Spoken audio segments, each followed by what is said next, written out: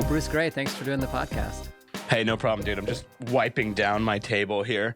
It's a common occurrence. We kind of have the same table vibe here, this white table kind of. Did you get it from your girlfriend's brother who got a new IKEA table? That's how we got ours. No, I wish. I found a guy on Craigslist who was selling a table that just looked right. And I was like, come bring it over. And then he just dumped it in like several pieces on my lawn. And I was like, okay, I'm going to need you to put that together. Like, because there's no instructions. It's not new. Yeah. So I'm like, I'm going to need you to put that together.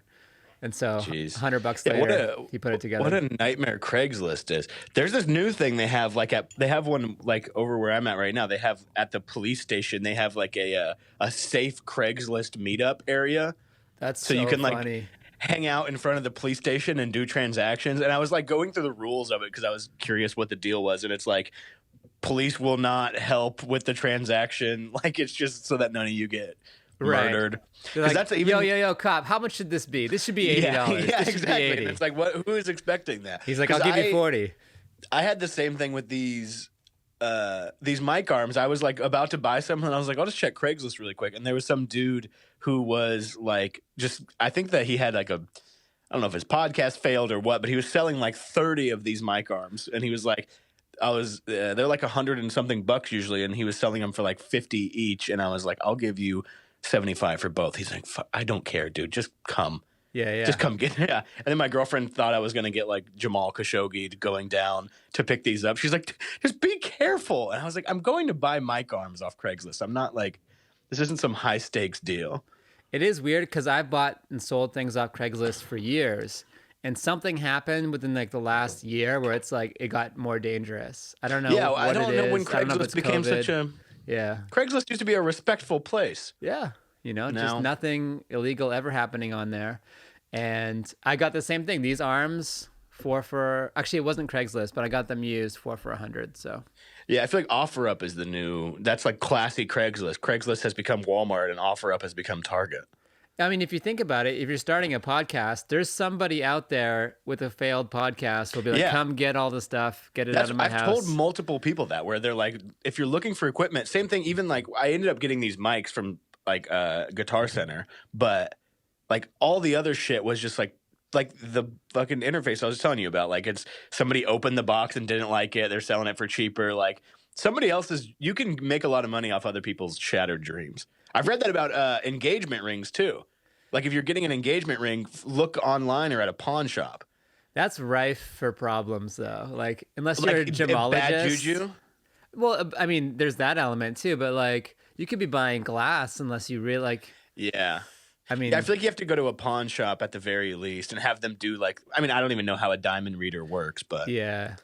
I did, my parents were jewelers, and so I had like a thing. I did do the loop when I got my wife's ring, and I looked at it. It was fun to be like, yeah, it's good. Yeah, when you're there, like you're just pretending like you have any idea.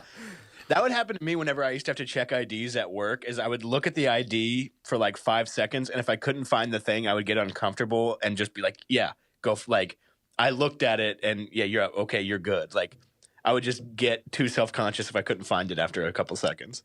At the store? Yeah. Did you ever catch like, underage people there? Because it felt like their audience was kind of older always. I've once or twice I've had people who just hand me, not like a fake ID, because it's like, I mean, back in the day when I was waiting tables, I would catch fake IDs all the time. But like at the store, there was only one time where like I was just in a hurry and I let someone go through, and then I saw them hanging out on the patio, and they weren't drinking or anything, but I was like, wait a second. And I went back over, I was like, hey, could I see your ID again? And I was like, oh shit. I was like, dude, sorry, you got to get the hell out of here. Yeah. And it was like, that must be harder to like grab them out when they're already inside the venue. Now it's a whole thing, as opposed to like you're not coming in. Well, in those scenarios, it's just always when anybody gives any like trouble of anything, I'm like, dude, I'm being so nice to you right now, and almost like a good cop, bad cop thing of like, we could do it the easy way or the hard way, where I'm like, dude, you could just go, or I can call one of the huge security guards to like pull you out of here by your hair. Yeah, you're definitely a good cop over there. Yeah, people would always be like, fuck, fine, whatever, fine. How much do you miss the store, though? Oh, yeah. I mean, a lot. Like, I mean, it's going to be interesting coming back. I'm curious what it's going to be like coming back with just like I don't know. It's going to be different, but it's a real bummer where for a while I was like, yeah, whatever. And then after a while I was like, God damn it. And then now like being able to go back out and do a little bit of stand up and like being around other comics of just like kind of where you're like, oh, I know I'll go here and I don't have to hit up other people and be like, hey, are you going to this place? Just because I know that's where people are going to be. So there's like a kind of a sense of that, but yeah, it's brutal, dude. It's starting to feel like weird to think about a year and a bit ago was like the last time I was there. Yeah, and I was even talking to somebody about this last night about like because of I mean just people passing away and whatever, and it's like you kind of have the thing that bums me out the most. Obviously, it sucks when people die, but like the thing that's bummed me out the most about it is like whenever that happens, it's always such a stark reminder of like the passing of time, and you're not really thinking about it, and like, but then you like something like big life event happens, and you're like, oh shit, like actual time is passing. Yeah, and like a substantial amount of time, like, and I just hope it's all coming back. I hear rumors that clubs are opening soon, so I don't know how true they are. I'm sure it's fluid and it changes week by week, but I'm excited for it. Or just give people vaccination cards. If you're vaccinated, come in. Let's go. Yeah, but I mean, dude, they're selling fake vaccination cards on the dark web right now. I mean, you just need a printer. Dude. Like you just just the CDC thing. Yeah, that's gonna be the worst. Is you're checking vaccination cards and you have to do that thing where you bend the ID and you're like, oh, dude, this is a fucking fake vaccine card. But the vaccine card is literally there's no hologram. It's just a piece of paper. Like yeah, I was reading actually today that there's no like American registry for vaccinations for the country. Not at all. So there's no way to prove it. Basically. You basically just have to be like, yeah, I guess this piece of paper is it. Some states have them, and that's it. Yeah, I don't know how they're gonna do it. I think they're just. I mean, it's good that everybody's getting it, and it's like getting done. But I feel like they're just like go, and there's not really like a hey, let's document all of this because yeah. I mean, I literally just showed up to a place that was doing it like 30 minutes before they closed. And it was like this large black woman running the whole thing. She's just like, vaccine. And she looked at me and my girlfriend. She's like, vaccine. And I was like, trying. And she goes, trying. Yeah, I like that. And then literally we just got it like 20 minutes later. Nice. Had extra. But it was just so funny. I mean, it's organized, but it's not.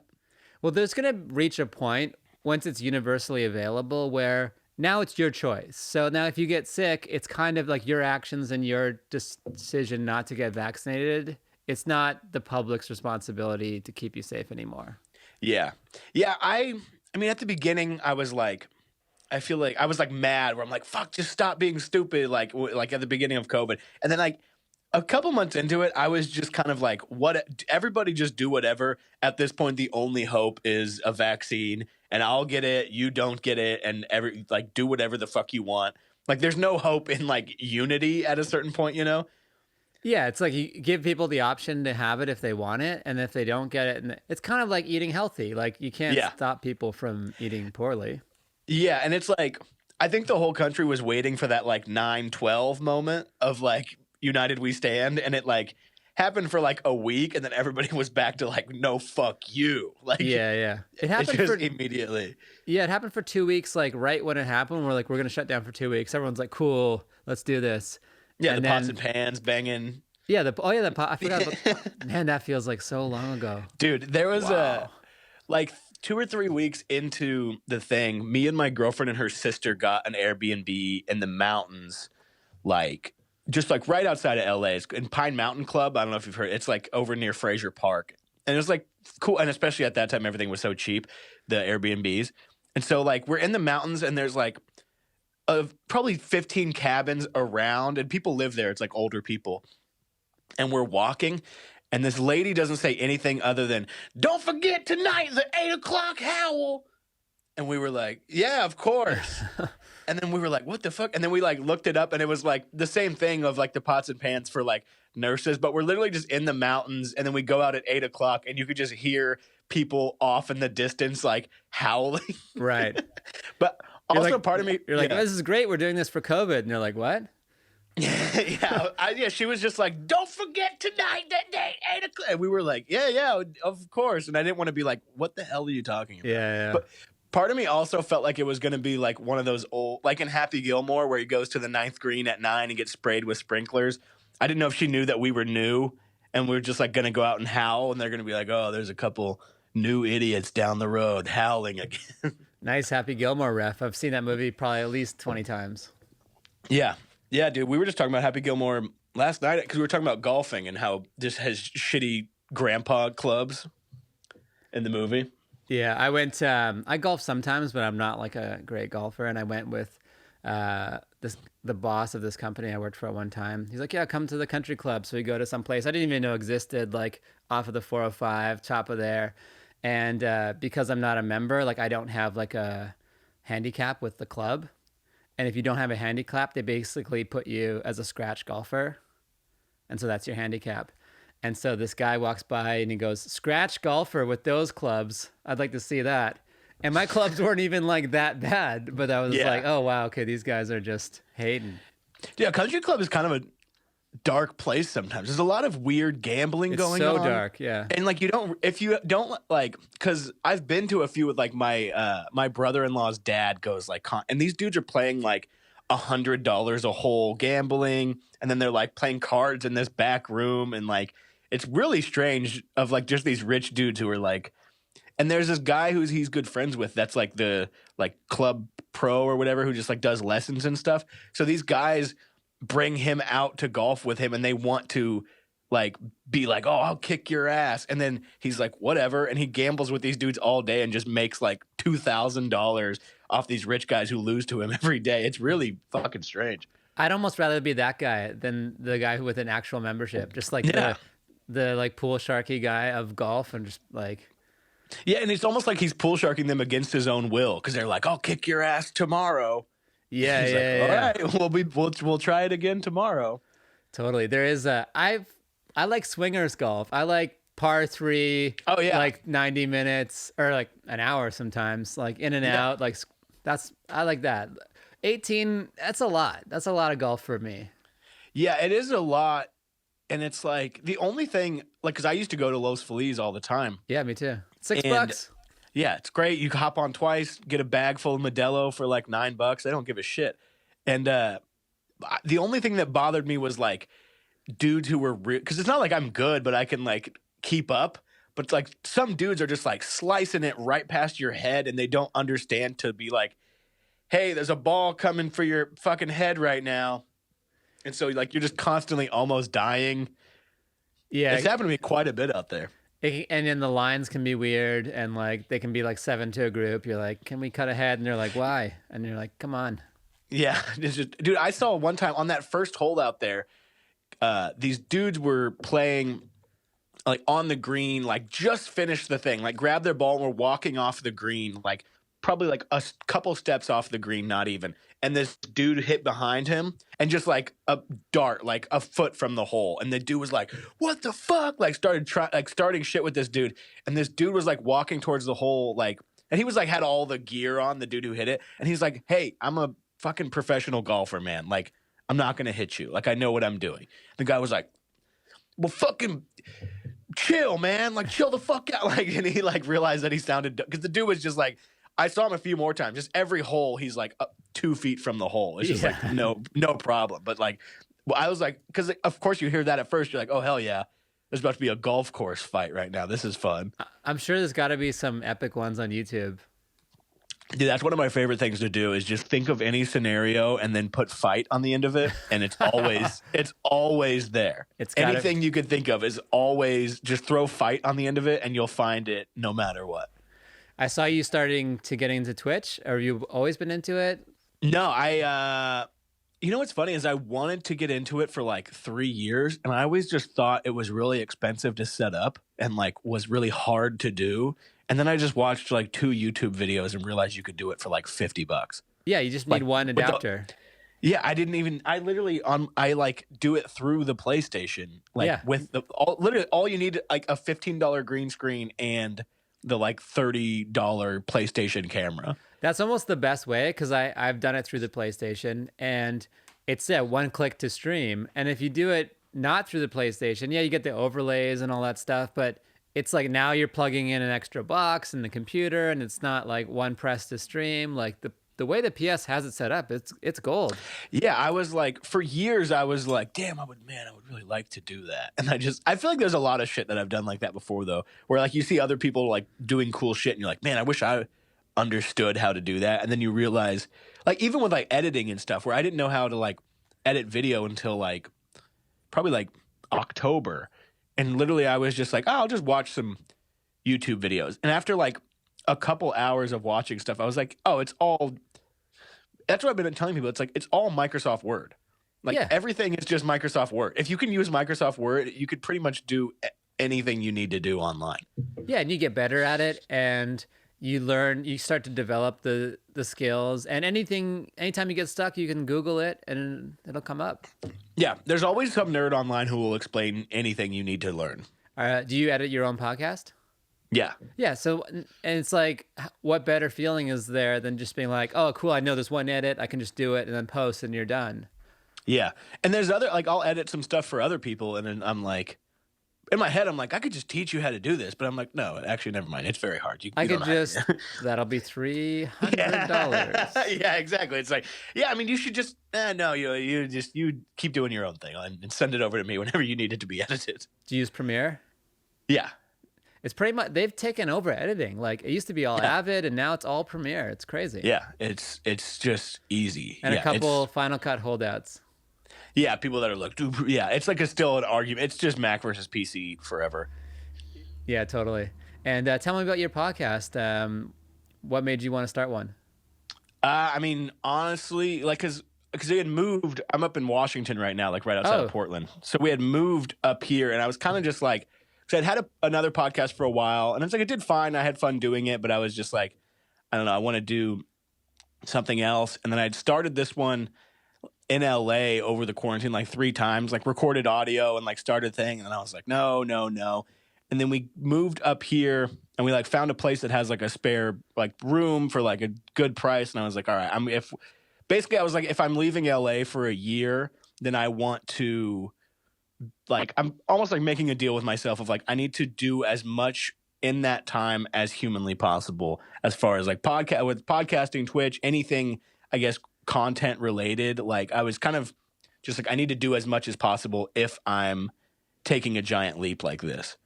Yeah, and like, first of all, I didn't even know you left, so that goes to show like how like we can be anywhere for these years because we don't see each other anymore. And it's like you're also like having fun, like playing. If you like to play video games, and I can't imagine people twitching and being like, I hate this, but Yeah. it's like you're having fun and you're creating content and you're growing your audience. It's a Yeah, win-win. and that's even with the Twitch stuff. It's just like, I kind of just want to do all these other things in a way that will basically just bring it all back to the podcast. Right. Do you know what I'm saying? Yeah. So yeah, doing the Gray Area and then Fat Jocks with Brian Vokey was just like Good Gray Area is just like me and my friend Cameron, who's like a 21-year-old kid. So basically, just it's like a man up program, where a big brother little brother program where I teach him how to be a man, basically, Nice. very loosely. And then with Fat Jocks, it's fun. I mean, it's just us. Because me and, like, Brian's one of my best friends, and we've worked on a lot of stuff together, but we've almost come to this, like, agreement before that we can't work on anything together, because every time we do, we just end up fucking off for 8 hours and laughing about nothing. Isn't that like a dream team, though, in a way? Like, yeah, but it's like, it's very funny because it's like we're on the same page with everything, but we like all the same stuff, so we just never get anything done. And we just laugh about nothing for 8 hours. And then we're like, oh, yeah, we were supposed to write today and we didn't. So we were laughing that the only way we can actually do anything together is if we're in 2 separate rooms 1,000 miles away from each other. Perfect. And that's the only way that anything will get done. Brian's one of those guys I see around. I've done shows with him. I've talked a little bit. And I see him everywhere, but like we've just never hung out. Yeah, he's a very mysterious person. Very mysterious. That's a good way. I think he likes to. I mean, he's crazy interesting dude. He had like a super successful punk band, and he like has like until like for like 8 years. I mean, he's been to literally like crazy. I mean, I can't even imagine the number, but like his band was huge, like in like the DIY punk world, and they played like all over the world. And so, like, anytime somebody would be like, oh, Belarus, something, he'd be like, oh, yeah, dude, I played this anarchist squat in Belarus, and yeah, this guy broke my guitar over my head. And I'm Yeah. like, oh, yeah, okay. I never would have guessed it. I'm going to have him on and talk to him about it. Yeah. Because I got Yeah, a his big band. background in music. I recorded so many bands, and Oh, hell yeah. yeah, Dude. I just picked up a guitar to learn. Oh, hell yeah. Do you know what's funny is there's this place up here that does shows in Beaverton, like right outside of Portland, that I go to, and it's like this. It's a cool bar. It's like connected to this antique mall place, and this guy who owns it worked in music for a while, and he like. It's so funny because you would think that he's kind of a dick, this guy, honestly, but he doesn't like me because I have so many I have so many questions every time I'm there, because he has these like platinum Travis Tritt he's like a country music guy, and he like has these gold records, like these like legit like platinum records from Travis Tritt, and like I'll ask him about it. This is like how it started, and I was like, oh, is that like a collectible or is that like the real thing? He's like, oh yeah, it's the real thing. I produced that record, and I'm like, what? And then I like have a million questions, and he'll like answer a few of them, and then he'll be like, all right, well, I gotta go. And I'm like, it's just very funny because you would think that in my mind, I'm like, dude, nobody else here cares about your stuff, and you should be thrilled that I care about your stuff. Yeah, but they were like dark arts. Like you didn't tell all your secrets. It wasn't this like YouTube culture of like, I'll tell you exactly how to do it, and I'll actually make more money telling you how to do it than I did it myself. Before it's like kind of like, oh, this is my thing. This is how I record. Like, I'm just like, oh my god, what's Travis like? And like, I turn into like a little kid, and he's just like, fuck, dude, shut up, man, go away. Yeah, I mean, maybe he should be so lucky. Yeah, he should. That's my thought on the whole thing. Is like, you should be happy that anybody cares about anything you have. Yeah. He's gonna die. He's like, I should have been nicer to that kid. Yeah, he's like, I should have been nicer to and then he just dies. Yeah. I'm gonna figure out a way to inherit all of his That's stuff. how he dies. Watch The Gray Area Sundays. Yeah. Yeah, but it's, I mean, the podcast stuff, it's fun doing the two, and just like, what's also good because Brian, like, he has another podcast, and they like self-produce all of that shit. So it's like both of us kind of take turns on the editing and like making clips and doing whatever. So it's super easy rather than like a thing where just only one person knows how to do it. Yeah, it's nice when the whole squad and team like knows it all, so it's not like it doesn't fall on one person and you both speak the same language. Yeah, it's super easy of just like taking turns editing and like, all right, I'll send you the files. Now you send me the files and like all that stuff. But it's fun. Has that worked out? Like, has doing Twitch kind of brought your audience towards your podcast, or have they remained kind of separate? A little bit, but it's like, I mean, I guess there's no real way of knowing. I guess it doesn't like give you that kind of thing. But on the Twitch, anytime that I do it, it's just like, so I don't know why. I just hooked up my text messages to my computer, and I've never done that before. So now it's like very distracting. You're getting teleprompted? Yeah, exactly. It's just Brian like, texting you, say this. Yeah, plug the pod in this way. Yeah. But it's every time that I do go on Twitch, it's not like the numbers on Twitch are huge, but it's like, I'm just like, yeah, this is what's happening. Listen to this. And then just like, here's a link tree thing.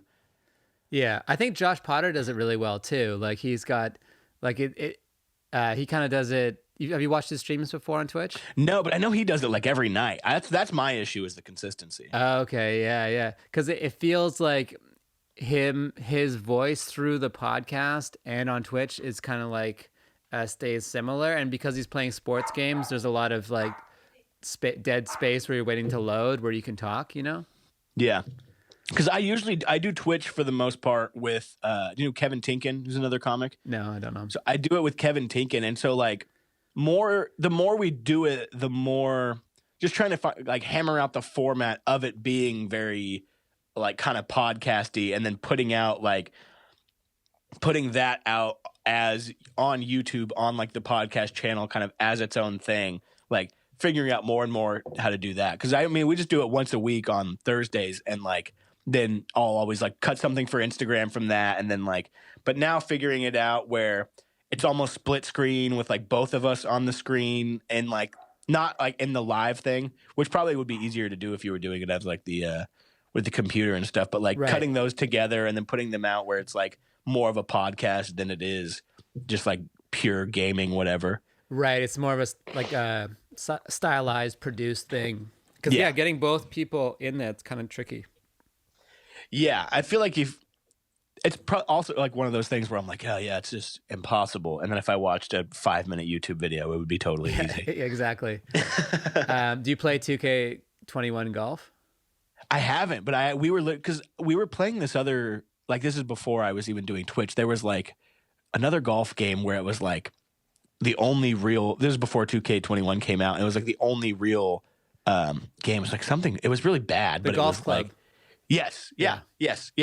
I hated it, but I was like, fuck, this is it. This is all there is right now. It's like 2K21 is basically the golf club too, but it's much better. yeah, because the golf club was like just more of like it was like a golf simulator. It felt like rather than like. I feel like all the Tiger Woods games and like the 2K21 whatever stuff is more of like an actual, like, it's more palatable for everybody. Yeah, I mean, Tiger Woods was more fun, but this one is a bit more simulaty, but it's fun. Like you get used to it and you're like, all right. And apparently Tiger's coming on board, and Yeah, I was going to say he'll probably Tiger look Woods at it and be like, you guys are stupid. What are you doing here? Fix this, get out, you suck. And then it'll be good. Because I feel like for more niche sports like that aren't like, you know, basketball or football or whatever, it needs to be almost kind of like how Tony Hawk was. Yeah. Where it's like, even if you don't love skateboarding, you can understand how this game is fun and you can understand how to play it. Yeah, and that's funny you bring that one up because I know a lot of people loved that EA skate game because it was more realistic. Yeah, see, that was too much for me. Like I liked Tony Hawk because it was like you could do crazy tricks, you could do infinite grinds. Like that was fun. Like I didn't actually want to learn how to re-skate with a controller. That's interesting because I loved skate but I also like love skateboarding. So I'm trying to. That's interesting that when I was a kid, lot. Yeah. Like Me too. I went yesterday. One of my friends his wife lives up here, and so they're up here for a week, and he's really good at skating. So yesterday we went to, Burnside is like I've been to Burnside in Portland. Yeah. So we went there yesterday, and like he's like shredding, and all the other dudes there are shredding, and I'm just like. Woo, like I'm just like carving around here and there very slowly and not like that's a hard park. That's not Burnside. No, it's like not I'm forgiving. Like literally just like rolling in here, rolling over that, rolling up, rolling back, and then coming back and standing so I don't get in anyone's way. That's what I did. I'm like, I'm not trying to break anything. I'm too old for this now. Dude, I'm anytime I've lost that recklessness where anytime that I'm riding a skateboard, I'm like, here's all the bad shit that could happen to me right now. Like in my head, I'm just like, I could fall this way, that way, this way, and I could break this bone, that bone, and this bone. Yeah, I bought a skate like 5 years ago, and it was at this skate shop off of Hollywood Boulevard, and I'm just like, I bought it. I'm skating down like on the stars, like the Hollywood Walk of Fame. I'm like, this is the best. I turn in a corner, the board flies out from me, and I land like spread eagle, like break my watch. I'm on the ground. I'm like, I'm too old for this. Everyone's like stepping over me. I'm like on Michael Jackson. They're like, dude, yeah. Even yesterday, I like started going too fast, and I went to jump off the board, but I crossed my foot over and then stepped on the front of the board and like went like that, and almost fell, and then like all the other dudes are like poser. Yeah, exactly. And but that was what's one of my like really old friends. One of his younger brothers is like basically a professional skater. Yeah, and so in Bakersfield, there's this skate shop that has a mini ramp in the back, but it's like all these little kids who like shred. Like are really good. But I've been there a few times, me and like one of my other friends who's a little bit better with him. And so like you come there with him and he's like the best one. And so like because of that, I'm able to get a turn on the thing, where I just like go up, go back, go up, go back. And I'm like, okay. And then these little kids are like doing flips and stuff. And I'm just like, hold on, everybody. It's my turn now. Yeah, I wouldn't mind doing like a little 2-foot mini ramp. Oh, yeah. And just you just kind of do that all day and come down like see that's what's fancy. Nice is like I need one that is curves up like this and isn't like up and down. Like I need a little bit of flat to it so I can in the middle. Yeah, I just don't want to bust my ass completely. Yeah. I think I could still do like the rock and roll. I could probably still do 50-50. I could do nose stall, tail stall, probably. Yeah, see, if the ramp is small enough, you can really have a good time. Yeah. But if once it gets my issue is when it goes too straight down. Like I've never done that, like a vert ramp. I've never done that. Dude, that's insane. back in the day, I was like all into it, and then like even yesterday, the stuff that my friend is like those. I mean, because Burnside is all like skater built or whatever, so it's like not. It's horrendous. Like, yeah. It's fucking scary, dude. Yeah. And so like the stuff these guys are these pools and stuff are like. Not only are they straight down, but they like curve in, and then like so at some point you're like totally defying physics, and it's not. It doesn't look fun, and it scares the shit out of me. Yeah, I love like a lot of street skating, flatland stuff. That's kind of like where I spent most of my time skating, and I can still do some stuff, but yeah, like you said, I've done 2 small injuries, and I'm not trying to break anything. My buddy just broke his ribs rollerblading, and I'm like, ugh. So yeah, that's humiliating. Yeah. See, I'm done with pure humiliation. That's what I like. Even up until I'm trying to think I think it was 2017. I broke my foot and like tore a bunch of ligaments in my ankle playing Comedians League softball. So I was in a boot for like 10 months. Damn. And dude, I know. And it was bad. I had like one of those knee scooters for like a long time. Yeah, I saw you on it. Yeah. Yeah. Which is fun. I was like, the knee scooter was fun. And because I have a friend who works at a bike shop. And so he was like, bring it by here. And then he put like the big, like kids bike tires on it. So it was like, I could take it through like dirt and grass. Like it was nice for what it was. But now it's like, because before that I would go skate more and like be willing to like do whatever. But now I'm just like, that was such a horrendous thing to have to like not be able to walk right for almost a year that it was just like, I don't want any part of that ever again. No, those days are behind us. Yeah. I saw you playing GTA a lot online. Do you play Cyberpunk? No, but Cyberpunk is because this is like a same thing where like a bunch of my friends were talking about this, but they took it. Didn't they put it out and then they took it back and then they put took it off again? the PS Store. Yeah, so if you didn't get it in that, you can still buy the CD, or the DVD, whatever they call it, but the disc. But yeah, the download is gone. Yeah, because that's kind of what we were figuring out with the Twitch thing. Because like we were playing a lot of like Warzone, which is very fun, but it's hard to, I guess, make it kind of what like we were talking about, making it into more of like a podcasty type thing. So they were playing like Red Dead and GTA, which not that there's more downtime, but I guess it's more interactive and we could like fuck around more. So like. Because on the like GTA, it's just like me and Kevin Tinkin, like we both have our characters, and we're just like, okay, let's all right, hey, let's get 2 Greyhound buses and run from the cops together. Yeah, that's the one I saw actually. Yeah, yeah, and it's just like random shit like that you can do that you can't really do like on like I guess like shooting games and stuff, or even like with Warzone or Red Dead Redemption. It's like, oh, okay, let's go bear hunting together right now, or like different stuff like that. Yeah, that's a good point, because if you're doing Warzone, it's like you kind of want to do well, and it's so second by second. Yeah, and you're not really like talking too much to you're not each hanging other out. about. Yeah, you're really just like, okay, could you drop some? Could you drop some? Okay, can you drop that? Okay, hey, so there's a guy. Like it's literally just all about the game, and it's fun. And I play like with other comics a lot, but it's like it isn't like. I feel like it's not as fun to watch. You have to be either really good or very funny, I feel like. And I'm trying to lean towards being funny because I'm not incredible at the game. So I can't. And then if you're fucking everything up and being funny, the rest of your team is like, dude, what is wrong with you? Yeah, exactly. That doesn't make for being funny in Warzone doesn't make for a good experience, but it does not at all. On all the other games. Yeah, because I'm just like teabagging people, and then I get killed because I'm teabagging people, and everyone's like, "Dude, we fucking lost because of you." Yeah, I always think about that one Simpsons episode where Homer's playing Halo and he starts teabagging the person. Oh yeah, I'm like, that was just Simpsons was the best show ever. Yeah, and it's just hard to. I don't know. A lot of the stuff with like that is very hard to find a balance of like entertaining, but also.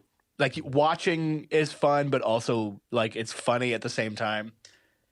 Yeah, exactly. Well, we should try playing some sports games. I think I have MLB. I don't know if you play that one.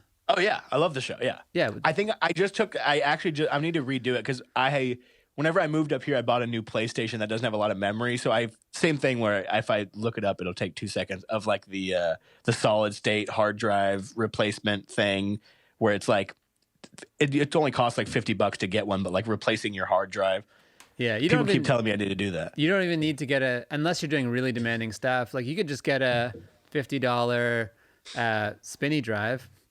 That's the technical term, and plug it into USB. Drive, I see, yeah. No, yeah. I mean, I have one, I think, on this desk of nightmares surrounding me. Yeah, just dig underneath the wrappers, find it. Yeah, the pool of cigarette butts. Plug that baby in, and you're good to go.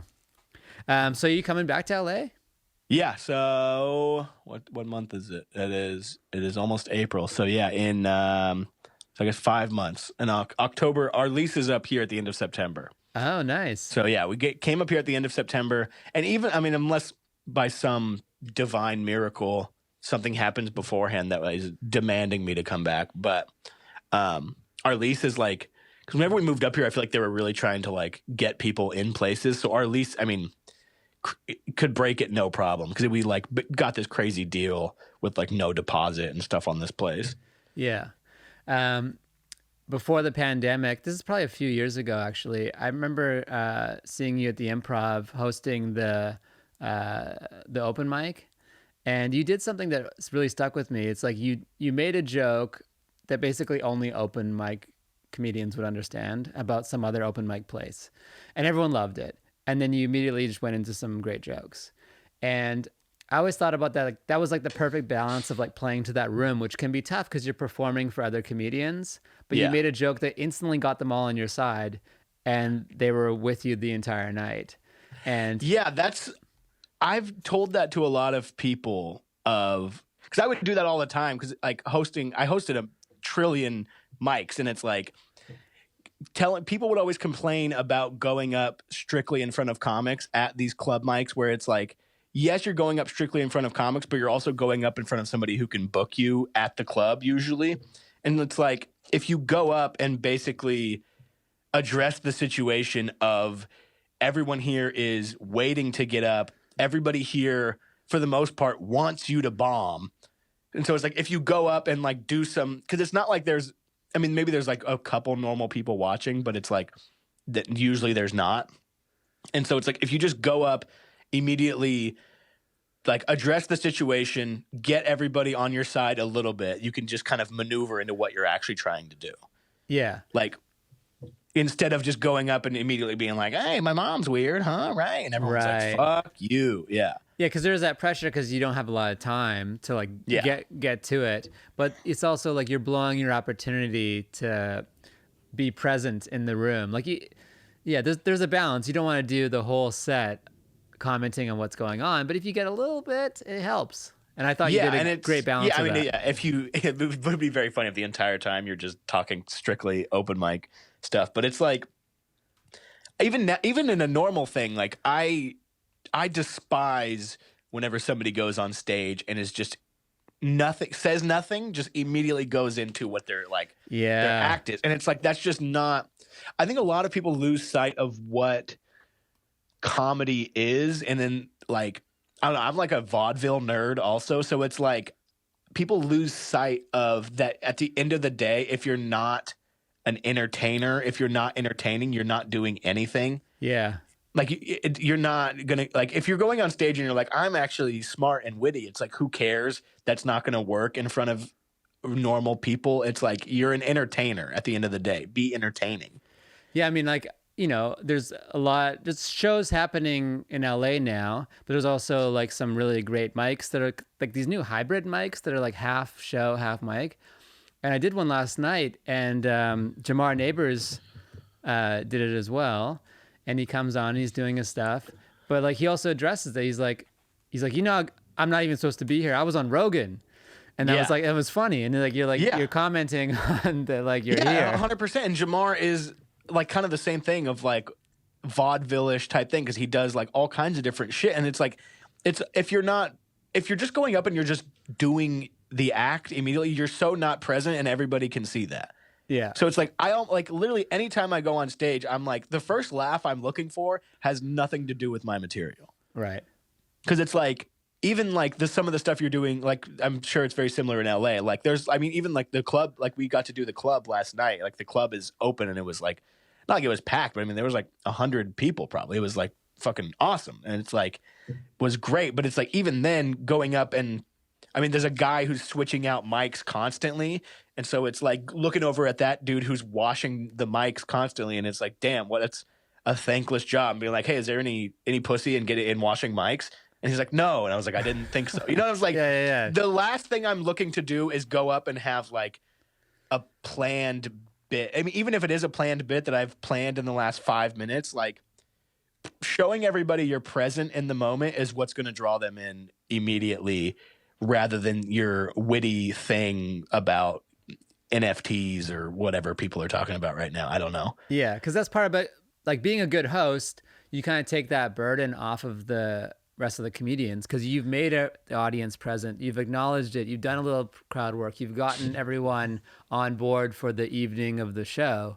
And I'm sure you've been in the situation where when the host doesn't do that, then the first couple comics kind of need to re-host. Yeah. Yes. 100%. And it's like, I mean, I'm lucky that I've got to host so many things like that, but it's also not as much of in a show, but especially at an open mic, I hate whenever the host is a liar. Like I hate whenever somebody does the worst comedy you've ever seen in your life, and then the host comes back up like, wasn't that great? Because it's like now the audience is like, no, we hated that, and now we hate you. So I'm not saying that I don't go on stage after and be like, wasn't that the worst fucking thing you ever saw? But it's like, right, yeah, go up there and like you're poking fun at that person in like which I mean I've through trial and error, I guess I've learned to do in a good way. I'm sure that I've gone up and been like, what a fucking dipshit that guy was, right? Yeah. But like going up and like it's the same thing of like constantly addressing the situation and like realizing that you're kind of guiding everybody through this thing rather than like you're doing some weird performance art. Yeah. The show you're referring to with 100 people, is that in Portland area? Yeah, at Helium. Oh, nice. Oh, so Yeah. they're open. Yeah, they've been open. I mean, it's nice and it's like distanced and it's like whatever. I'm sure I don't know the exact number, but it was a show. Like it was every seat was filled, but it's like it's all distanced. It's all like set out, like you know, like it's really well done. But also that's like a perfect room. I imagine it only seats like I think up here they're up to like 50% capacity most places. Oh, that's great. So I imagine it was. I think they usually do like 200 people in there. And so I imagine it was like 100-ish last night. But it was fucking awesome. Amazing. Did you read that book, The Four Musketeers, about the I'm not the Marx sure. Brothers? The Marx Brothers. Oh, no, I haven't read The Four Musketeers. I got really there's that other book that I got really into that I think it's a Cliff Nesteroff book, the Comedians something. It's like a longer title, but it's like kind of the history of comedy basically from like beginning vaudeville and how that all transforms into stand-up comedy basically. Oh, it's interesting. super good. I haven't read that one. The one I read recently that was amazing was A History of Stand-Up in the 50s and 60s. It was incredible. Like so many people I did, you know, there's people I knew of like Mart Saul and, you know, others, but then there's so many you don't like just didn't aren't part of the everyday lexicon anymore. And it's just so great to watch it kind of evolve. Yeah. I mean I love reading about that old shit because it's like, I don't know. It's all like comedy is so like, obviously I love it more than anything. And it's like, but it's just so silly and unimportant. And I hate I hate important comedy, I guess, where people are like, this is actually art and this is that when really it's just like entertainment for drunk people.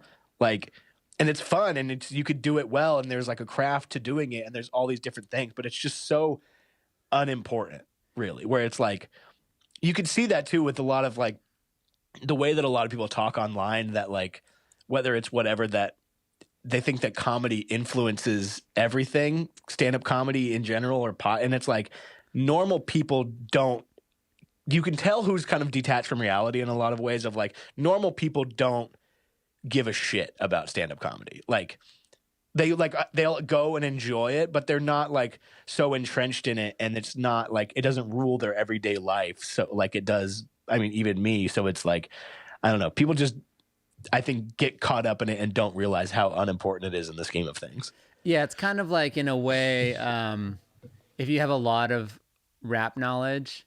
Like you might know every single line and what they're referring to, and where other people can just like be like, yeah, that was a good song. Yeah, it's You just know? something that people want to nod their head to. Yeah. So some people are having a good time with comedy, and some people know the intricacies of it, but the audiences for those things are, overlap a little bit, but they're also just different. Like the people who want Yeah, to know all the, I guess, ins and outs of comedy are more like you and I, and maybe some other people. yeah. Uh, And I was even like, do you know, like Simon Gibson? I was yeah, I talking love to Simon. Yeah. him because yeah, he's up here right Yeah. now too, and so we've been hanging out a lot and like just kind of talking about that same thing of the unimportance of the whole thing. Where it's like, I would so much rather go on stage and be like, "Hey, what are you looking at, fatso?" Like to a guy in the crowd, rather than go on stage and be like, "Well, here's my thoughts on like ancient philosophy." Yeah. Well, It's just the more important you make it, it can make it less funny. Like it, it is to a certain degree just like a night out of having a good time. And you're making the brain, through words, yeah, you're tricking the brain to laugh, and you're kind of deceiving the brain and yeah. making a twist. And Whenever all of the stuff was going down, like last summer, where it's like, it was probably good that stand up wasn't happening because a working class audience, the last, like, it's almost a blessing that there was no comedy that, like at the Ice House, like a working class audience. It's good that they didn't have to come out and be lectured about shit that the person on stage just learned 2 days ago. and don't you think sometimes it can just be like, what do you want to do tonight? This could be okay. And you end Yeah. up like sometimes it's as simple as that. You're like, this let's go do comedy, just like you Yeah. pick a movie or pick Yeah. go to But, and it's, Groundlings, or like you do any of these million things you can do. well, yeah. And comedy is so different too because it's like at the level that we're doing it, it's not like most places, unless it's like if I'm doing comedy in like my hometown or like if I'm doing a reoccurring thing, people aren't like, oh, we're going there tonight to see Bruce Gray. It's just like, oh, let's go out and see some comedy. Yeah. Where it's like, I mean, people have said this all the time, but it's not. It's just so much different than music, where you're like, hey, there's music. Yeah. Like, Let's go like, see you're some not, bands we don't know. yeah, That sounds yeah, and awful. it's like you have no idea if it's going to be country, jazz, whatever, and it's Yeah. like that's kind of the same thing with being present too, where it's like these people don't know you and they don't know that you're funny whenever Yeah. you get on stage.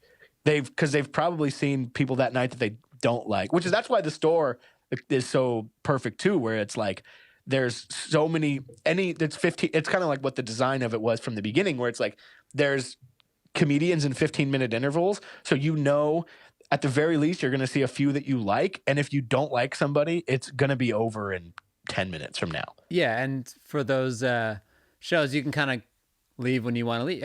Cool, I got enough. Or like, Yeah. kind of arrive when it's a good time for you, and the night kind of is moving on without you.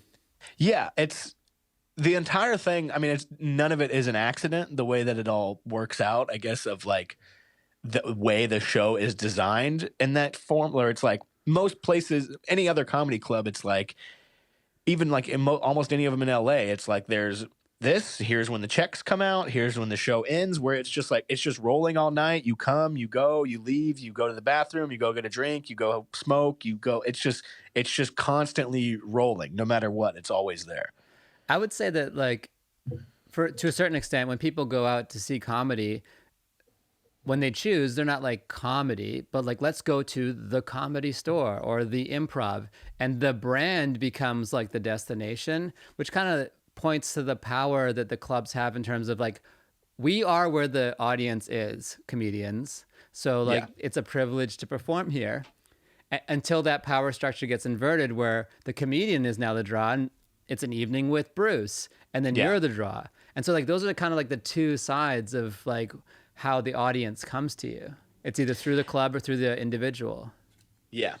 Yeah. And it's like, even like you're saying, where I don't know, I think a lot of people get very, I can't even think of what the word I'm thinking of, where they're like you're saying, it's a privilege to be able to perform in these places. So when people like, I mean, I've seen it a million times of people taking things for granted whenever they're in front of like, a packed room, where it's like, I know 100 people who are funnier than this person who would kill to be in that position right now. Yeah. But this person's just like, yeah, whatever. Like, I've been just, especially from working at the store, I've seen so much comedy, like even more than I had when I was just doing it, that it's like, I would just see people where I'm like, you're wasting this. Yeah. And there are so many people who would literally chop their dick off right now to be on where you're at right now. Do you think that they know they're wasting it, or is that the real waste? Is that they don't know they're wasting it?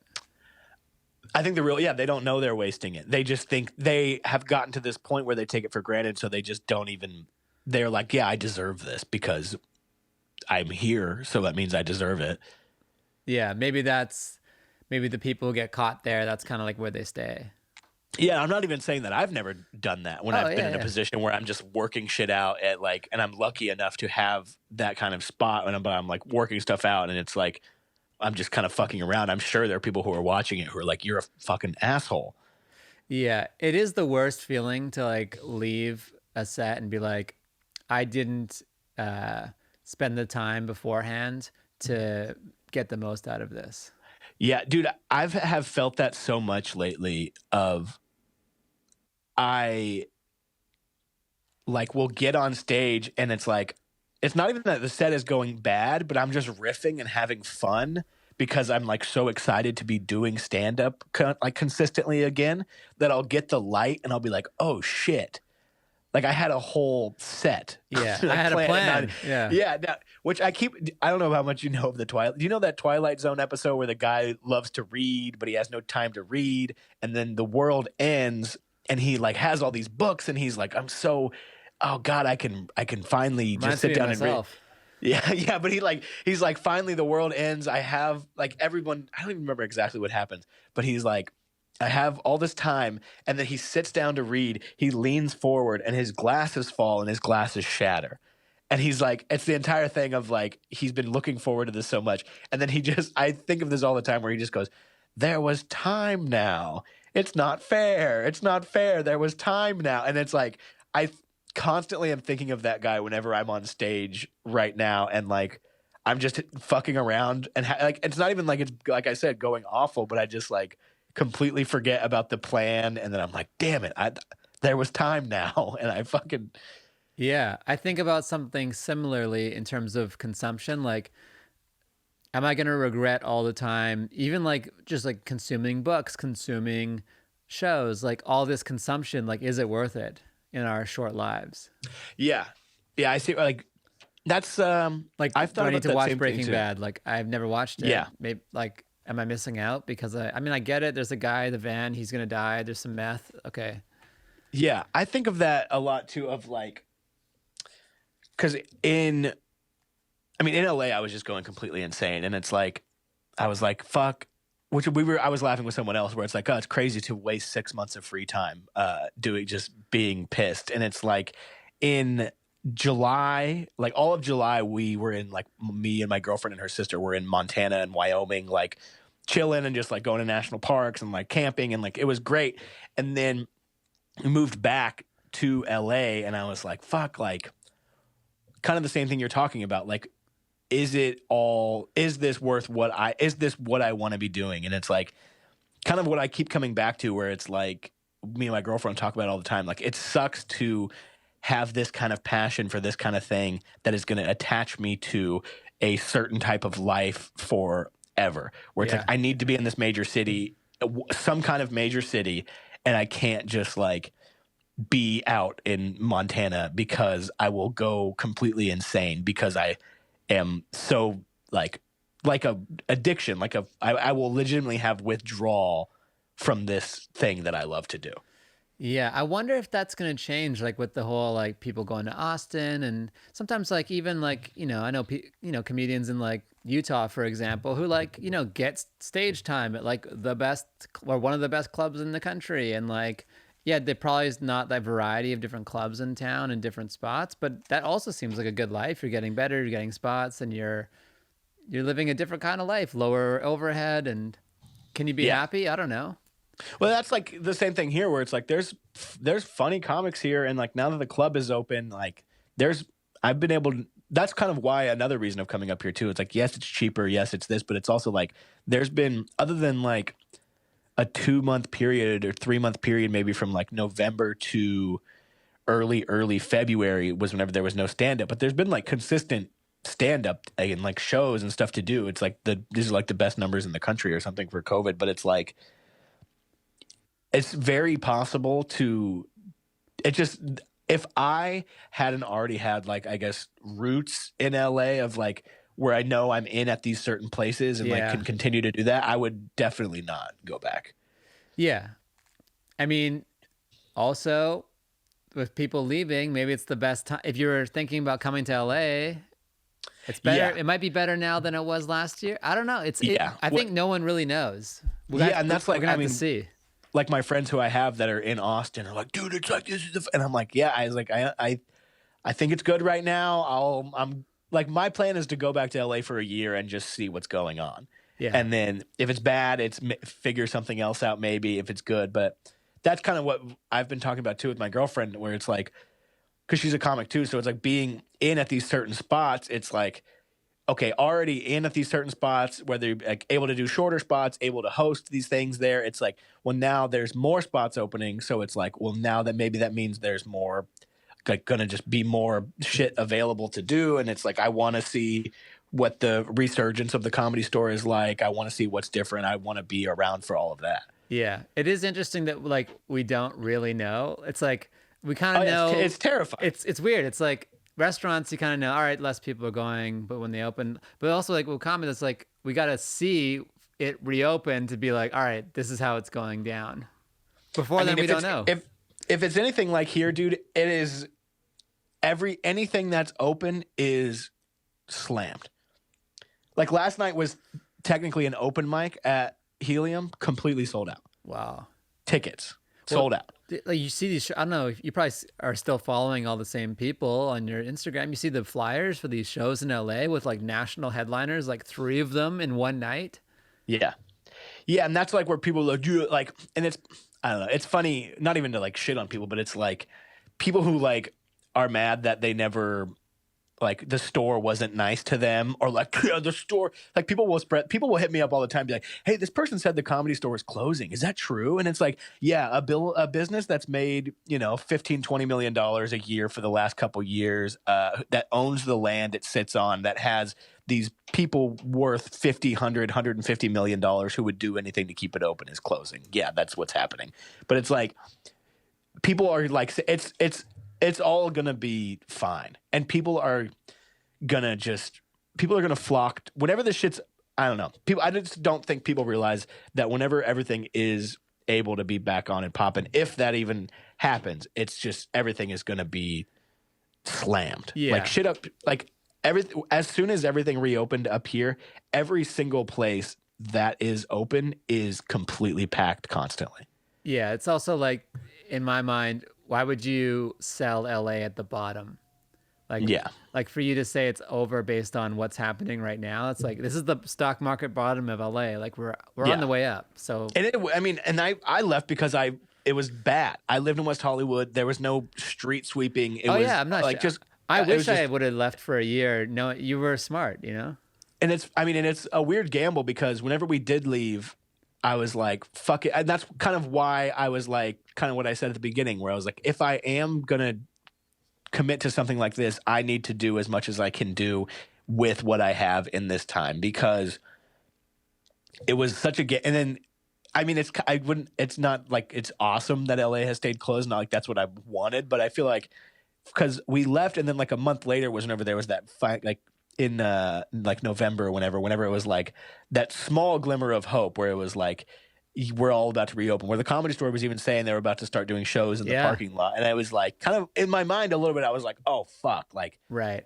Did I fuck up? And then everything shut back down. And it's not like I was like, yes, fine. But it's like, it is almost like a I don't know what the word is, gratifying, whatever, of like, okay, this decision has made sense. Yeah. It's like that comfort of knowing retroactively that like, that's the thing you bet on. And it was like, you bet on black, you spin the roulette wheel, black comes up. You're like, I made the right choice. Yeah. And it's like, it's not like it's what I knew. And I've even had like other people that I'm like friends with who are from other places that have like called me and they'd be like, what do you think about me going here for like this is a couple months ago going. And I was like, I mean, I told them, I was like, dude, I mean, I committed to a year of this. And I was like, you just have to make it worthwhile for yourself. You have to make whatever you're going to do work and just stick to it. Yeah. But it's like also, I mean, my 1-bedroom apartment was $1,600, and the place I'm in now is 3 bedrooms with a backyard for $1,500, and it's like I'm able to do stand up. I could every day if I wanted to, like in front of actual people, and now it's. I mean, it stopped raining now, even though it rained for 4 months Yeah. straight. Oh yeah, but I'm from the Pacific Northwest. I know about the rain. Yeah, and it's like, but now that it's, which I did realize the other day, I love the is rain like, though. I don't hate on the rain. I want rain all the time. yeah. See, I thought that, and then I was like, "Fuck, dude," because I even moving up here, I was like, "These fucking crybabies always killing themselves in the rain." I'm like, you guys, and then like 2 months into it, I was like, "Holy You shit!" shut the Nirvana CD on and sawed off in your hand. You're like, Yeah, but it's like now, especially here, like people are like, "Dude, once it's like." I don't know. All of it's kind of clicking for like the Pacific Northwest, where it's like, A, the rain is stopping. B, COVID is way slowed down and everything's reopening. It's just going to be like, especially like patios and shit. It's all just like any day that it's been nice out for the last like month is it seems like a party everywhere. yeah. Well, I normally have some questions I ask near the end, but I feel like you've covered a lot of the answers because we had such a good flow over this conversation. How about we close with, what are your goals for 2021? 2021, dude.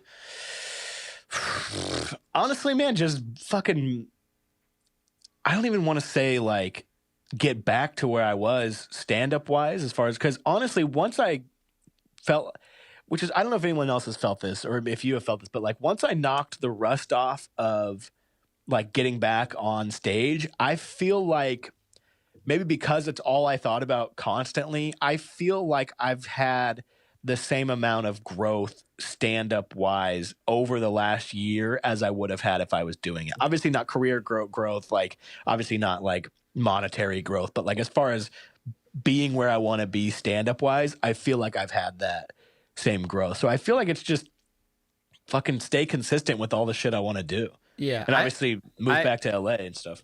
I agree with that. For me, material wise, I feel that way.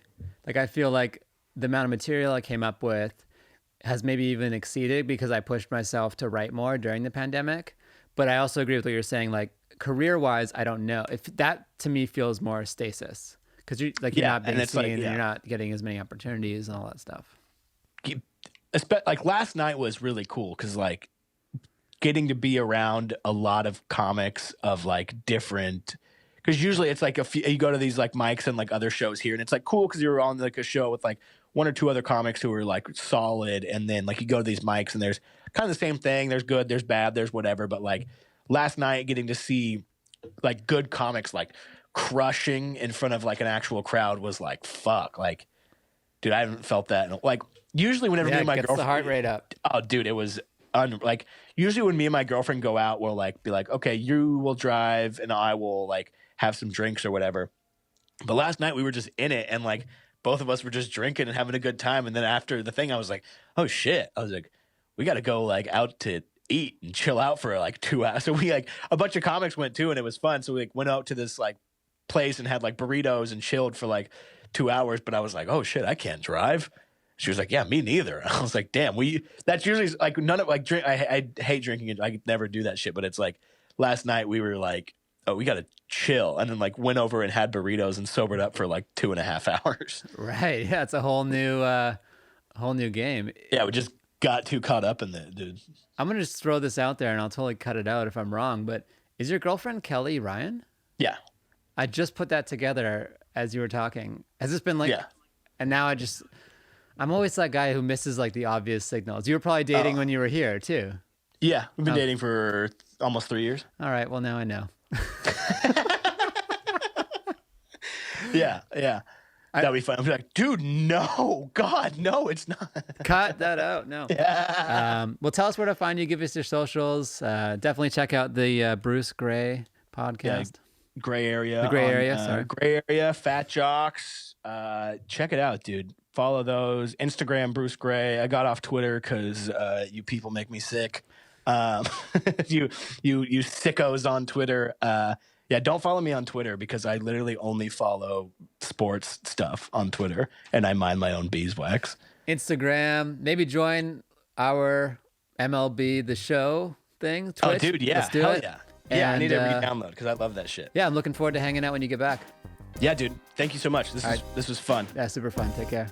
Peace out, dude.